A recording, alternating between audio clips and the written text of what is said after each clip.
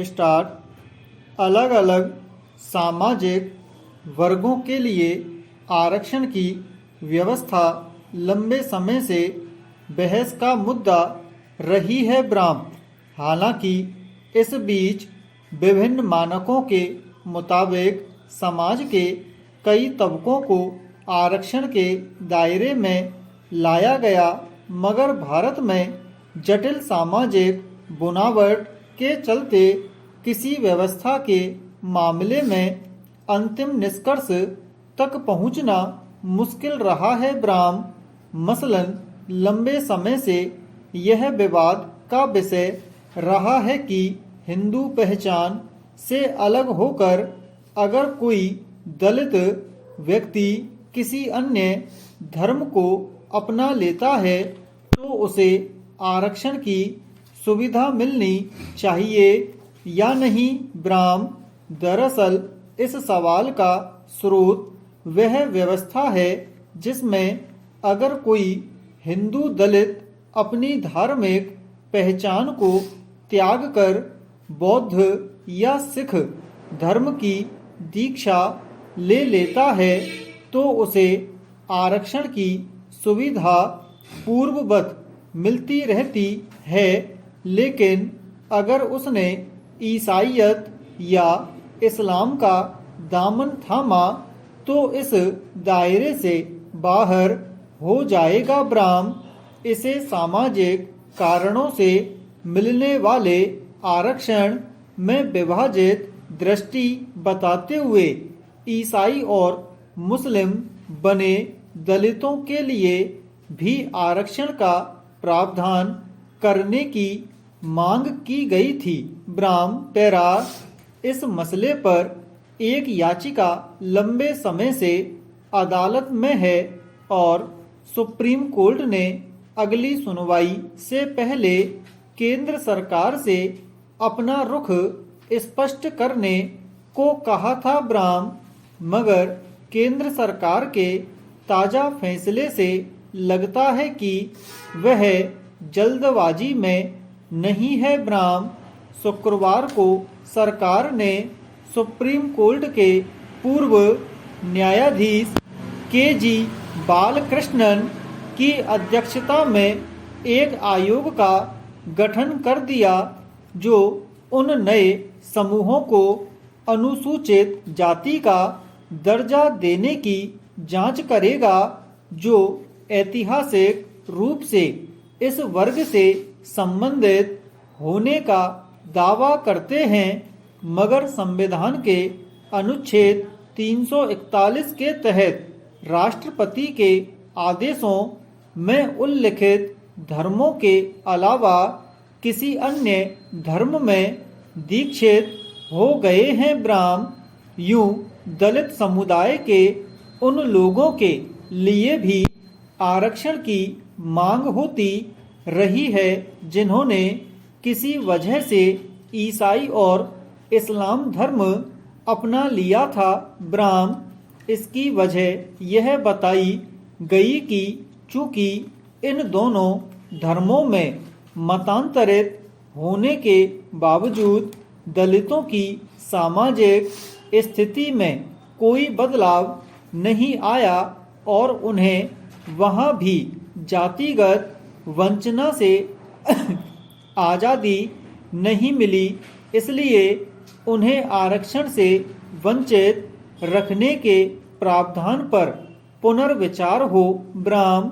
इसके अलावा इस संदर्भ में अगर अनुसूचित जनजातियों के लिए यह नियम शिथिल है तो अनुसूचित जातियों को भी आरक्षण का लाभ मिलना चाहिए ब्राह्म। पैरा जाहिर है यह एक जटिल मुद्दा रहा है और इस पर विस्तृत अध्ययन के बाद ही यह सुनिश्चित हो सकेगा कि ईसाई और इस्लाम में मतांतरित दलितों को अनुसूचित जाति के लिए निर्धारित आरक्षण का लाभ मिले या नहीं ब्राह्म।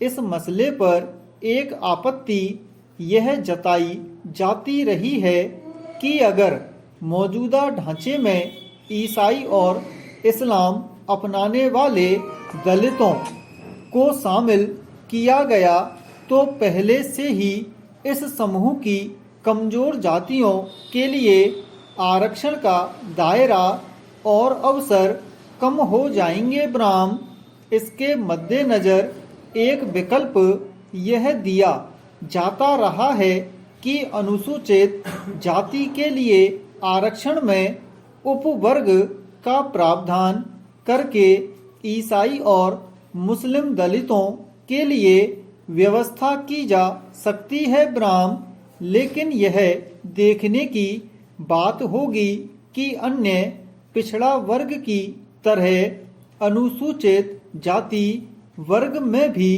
क्या ऐसी व्यवस्था संभव होगी। ब्राह्म बहरहाल अब यह इस पर निर्भर लगता है कि लंबे समय से इस उलझे हुए मुद्दे के हल के लिए गठित आयोग क्या सुझाव देता है। ब्राह्म स्वाभाविक ही सरकार से यह अपेक्षा होगी कि वह इस पर अपना रुख स्पष्ट करे ताकि कोई सर्वमान्य समाधान सामने आने का रास्ता साफ हो। ब्राह्म पैरा भारत अब हथियारों के मामले में आत्मनिर्भर बन रहा है, जिसके चलते तमाम हथियार स्वदेशी तरीके से ही भारत में ही बन रहे हैं। ब्राह्म यह भारत के लिए गर्व का विषय है क्योंकि जो भारत हथियार के लिए दूसरे देशों पर निर्भर रहता था और बड़ी मात्रा में हथियारों का खरीद करता था, आज लगभग छोटे बड़े सब प्रकार के हथियार भारत में ही बन रहे हैं। ब्राह्म यह एक बड़ी उपलब्धि है। ब्राह्म हमें यह भी नहीं भूलना चाहिए कि हथियारों की खरीद फरोख्त में बड़े बड़े घोटाले भी होते रहे हैं। ब्राह्म लेकिन आज देश के स्वदेशी लड़ाकू विमान प्रचंड या नौसेना में शामिल NS विक्रांत 2.0 है, जो पूरी तरह स्वदेशी एवं पारदर्शिता के साथ ही भारत के कंपनियों द्वारा निर्मित हैं। ब्राह्म पैरा भारत में सरकार ने गरीबों व वंचितों के लिए कई कल्याणकारी योजनाएं बनाई हैं। ब्राह्म सरकार तो यह भी दावा करती है कि फला कानून या नीति लागू होने से बेरोजगारी, महंगाई व भुखमरी शीघ्र खत्म होगी और देश में कोई भी परिवार भूखा नहीं सोएगा। ब्राह्म अगर सरकारी आंकड़ों को उठाकर प्रस्तुत किया जाए तो कई हजार लोग भुखमरी के कारण जान गंवाते हैं, रोजगार के लिए पलायन करते हैं और महंगाई के कारण बर्बाद होकर सड़क पर खड़े होकर भीख मांगने लगते हैं। ब्राह्म बता दें कि भारत को विकसित देशों की तर्ज पर आगे बढ़ाने का सपना देखा जा रहा है, लेकिन जब तक महंगाई, बेरोजगारी, अशिक्षा, भुखमरी आदि का खात्मा कर आधार मजबूत नहीं किया जाएगा, तब तक हर विकास योजना की नींव ढहती नजर आएगी। ब्राह्म सरकार को इस ओर ठोस कदम बढ़ाने की आवश्यकता है। ब्राह्म